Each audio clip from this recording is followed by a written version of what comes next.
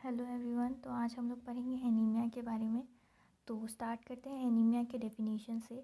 It is the state in which blood haemoglobin, erythrocyte count और haematocrit ratio is below normal range for a patient of particular age and sex. एक patient है, वो उसकी particular age और sex के अनुसार जितना उसका हीमोग्लोबिन ब्लड में होना चाहिए, या एरिथ्रोसाइट काउंट आरबीसी काउंट उसका होना चाहिए, या फिर हीमोक्रेटिक रेशियो उसका नॉर्मल जो होना चाहिए उससे अगर कम है तो हम बोलेंगे कि that patient is suffering from anaemia. अब एनीमिया की क्लासिफिकेशन हम लोग दो तरीके से करते हैं।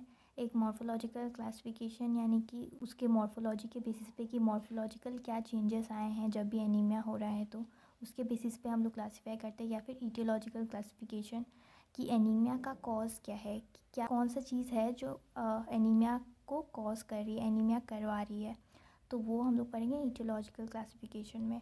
पहले हम लोग मॉर्फोलॉजिकल क्लासिफिकेशन देखते हैं। तो मॉर्फोलॉजिकल क्लासिफिकेशन में 3 टाइप हैं।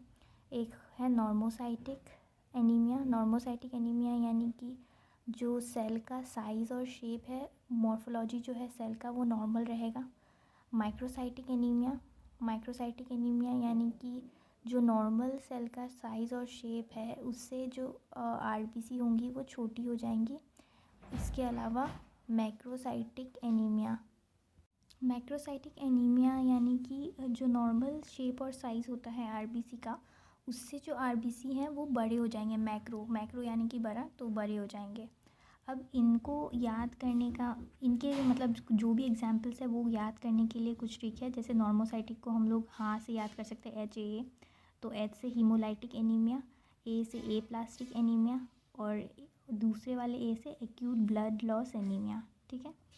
माइक्रोसाइटिक हम लोग याद कर सकते हैं सीता से, S से सिडेरोब्लास्टिक एनीमिया, I से आयरन डेफिशिएंसी एनीमिया, T से थैलेसीमिया, और A से एनीमिया ऑफ क्रॉनिक डिजीज़। और माइक्रोसाइटिक को हम लोग याद कर सकते हैं LMN से। L से लिवर डिजीज़, M से megaloblastic anaemia. Megaloblastic anaemia 2 type से हो सकते हैं, एक फॉलिक एसिड डेफिशिएंसी से, दूसरा विटामिन B12 की डेफिशिएंसी से। विटामिन B12 की डेफिशिएंसी बहुत सारी चीज़ों की वजह से हो सकती है। इसमें से एक स्पेसिफिक है कि गैस्ट्रिक प्रॉब्लम्स की वजह से अगर विटामिन B12 की डेफिशिएंसी हो तो उसको हम लोग स्पेशल एक नाम देते हैं, उसको हम लोग बोलते हैं पर्नीशियस एनीमिया। ठीक है, ये सब हम लोग आगे पढ़ेंगे। उसके अलावा नॉन मेगैलोब्लास्टिक एनीमिया। मेगैलोब्लास्टिक और नॉन मेगैलोब्लास्टिक एनीमिया में ये डिफरेंस है कि जो मेगैलोब्लास्टिक एनीमिया है इसमें DNA की सिंथेसिस जो होता है वो एबनॉर्मल होता है, लेकिन नॉन मेगैलोब्लास्टिक एनीमिया में DNA का सिंथेसिस नॉर्मल रहता है, बस साइज़ जो होता है आरबीसी का वो बढ़ा हुआ रहता है। तो अब हम लोग देखते हैं ईटियोलॉजिकल क्लासिफिकेशन। ईटियोलॉजिकल क्लासिफिकेशन में हम लोग 3 चीज़ पढ़ते हैं कि क्या मेन कॉज है। 3 बेसिक मेन कॉज होते हैं। एक तो कॉज हो सकता है कि ब्लड लॉस ज़्यादा हो गया जिसकी वजह से एनीमिया का सिम्टम्स आने लगे। दूसरा कि आरबीसी की प्रोडक्शन कम हो गई हो, या फिर तीसरा कि आरबीसी की डिस्ट्रक्शन बढ़ गई हो। तो इन तीनों के बेसिस पे हम लोग जो कुछ इम्पॉर्टेंट एनीमियाज़ के नाम हैं वो देख लेते हैं। उसके बाद हम लोग इनमें से कुछ एनीमिया को डिटेल में पढ़ेंगे जो एग्ज़ाम में ज़्यादा पूछे जाते हैं, या लॉन्ग क्वेश्चंस या वाइवा में ज़्यादा इंपॉर्टेंस देते हैं, तो उनको हम एक एक करके पढ़ेंगे। अभी बस हम लोग कॉज के अनुसार कुछ एनीमिया के नाम देख लेते हैं। तो ब्लड लॉस 2 टाइप के हो सकते हैं, या तो एक्यूट ब्लड लॉस हो रहा हो या फिर क्रॉनिक ब्लड लॉस। तो एक्यूट ब्लड लॉस कब हो सकता है, जैसे किसी सर्जरी में या फिर कोई एक्सीडेंट या ट्रॉमा हो गया उसमें।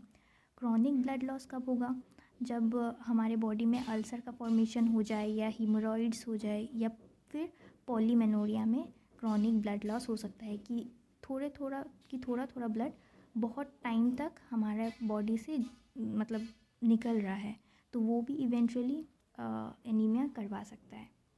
दूसरा है कैटेगरी कि आरबीसी की प्रोडक्शन कम हो गई हो, मेगैलोब्लास्टिक एनीमिया। मैंने बताया था कि या तो फॉलिक एसिड की डेफिशिएंसी होगी या विटामिन B12 की डेफिशिएंसी होगी।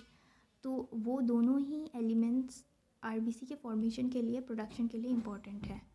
तो जब वो दोनों एलिमेंट्स नहीं मिलेंगे तो ऑब्वियस सी बात है कि आरबीसी की प्रोडक्शन कम हो जाएगी और एनीमिया हो जाएगा। इसके अलावा आयरन डेफिशिएंसी एनीमिया, आयरन भी आरबीसी के प्रोडक्शन के लिए इम्पॉर्टेंट होता है, तो आयरन की अगर डेफिशिएंसी हो गई तो उसके वजह से भी एनीमिया होता है। एनीमिया ऑफ क्रॉनिक डिजीज़, कुछ डिजीज़ ऐसे होते हैं जो काफ़ी टाइम तक हार्म कॉज करते हैं हमारे बॉडी में, तो उनकी वजह से भी जब कुछ कॉम्पेंसेटरी मैकेनिज़्म वगैरह हमारे बॉडी में एक्टिवेट हो जाते हैं तो तब भी आरबीसी का प्रोडक्शन कम हो सकता है। उसके अलावा एप्लास्टिक एनीमिया और फेनकॉनीज एनीमिया भी आरबीसी के प्रोडक्शन की डेफिशिएंसी की वजह से होते हैं। नेक्स्ट तीसरा मेन कैटेगरी है आरबीसी की डिस्ट्रक्शन अगर बढ़ गई। आरबीसी की डिस्ट्रक्शन कैसे बढ़ सकती है कि ऑटो इम्यून हीमोलाइटिक एनीमिया हो जाए, कि हमारा खुद का बॉडी का इम्यून सिस्टम ही आरबीसी को डिस्ट्रॉय करने लग जाए, या फिर एंजाइम की डेफिशिएंसी हो जाए जैसे G6PD deficiency anaemia. Enzyme deficiency की वजह से जो बॉडी का प्रोटेक्टिव मैकेनिज़्म होता है आरबीसी की मेम्ब्रेन के लिए, तो वो ख़राब हो जाती हैं, जिसकी वजह से आरबीसी की मेम्ब्रेन डिस्ट्रॉय हो जाती है और बेसिकली आरबीसी का डिस्ट्रक्शन हो जाता है।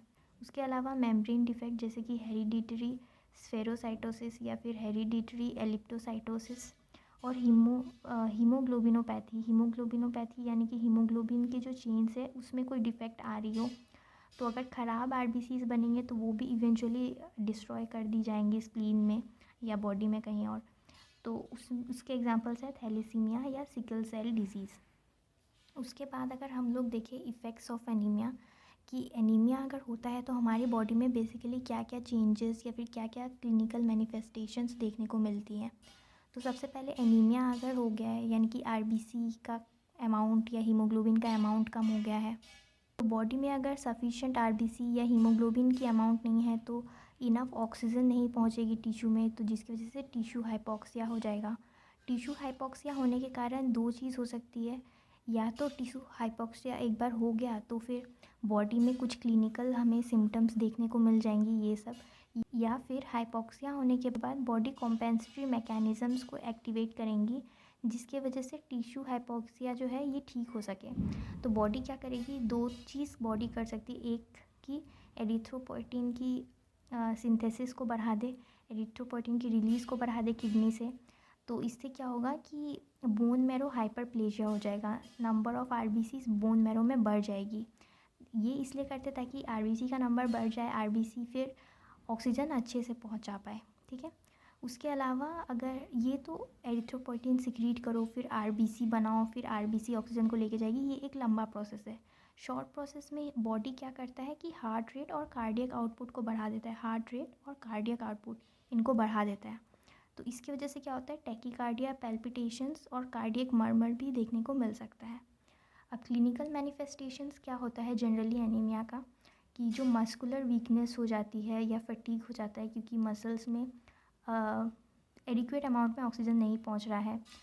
हम लोग थोड़ा भी एक्सरसाइज या माइल्ड एक्सर्शन भी होता है तो डिस्निया हो जाता है यानी कि सांस लेने में दिक्कत होती है।